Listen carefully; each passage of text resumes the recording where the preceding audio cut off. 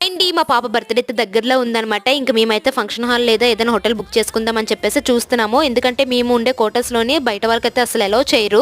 So, ఇంట్లో అయితే చేయడానికి కుదరదు కదా! మేము తక్కువ మందితోని మేము అనుకునే బడ్జెట్‌లో మంచిగా మెమరబుల్‌గా చేసుకోవాలి అనుకుంటున్నామనమాట. అలా అని చెప్పేసి మా హస్బెండ్ అయితే కీస్ హోటల్ చూద్దాంలే అని చెప్పేసి తీసుకొచ్చారు. ఎందుకంటే అక్కడ తను ఒక 1 వీక్ అయితే స్టే చేశారనమాట ఇన్విజిలేటర్‌గా ఉన్నప్పుడు. అప్పుడైతే అకామిడేషన్ అంతా గవర్నమెంటే చూసేసుకుంది. ఇప్పుడు ఎలా ఉంటుందో ఏంటి అని చెప్పేసి చూద్దామని చెప్పి తెచ్చారు. వెజ్ అయితే 650, నాన్ వెజ్ అయితే 750 అండి. పెద్దవాళ్ళకి, చిన్నవాళ్ళకి అందరికీ ఒకటే కాస్ట్ అంట. నాకైతే బాగా ఎక్కువ అనిపించింది. ఫుడ్ కూడా కొంచెం చప్పగా అనిపించిందనమాట. ఇంకా స్పైసీ కూడా ఎక్కువ ఉండదు కదా బయట రెస్టారెంట్స్‌లాగా. ఇలా చప్పగా ఉంటే ఎక్కువ మంది ఎవరు తినరు కదండీ. అది కూడా ఫుడ్ వేస్ట్ అయిపోతుందనమాట అంత కాస్ట్ పెట్టి.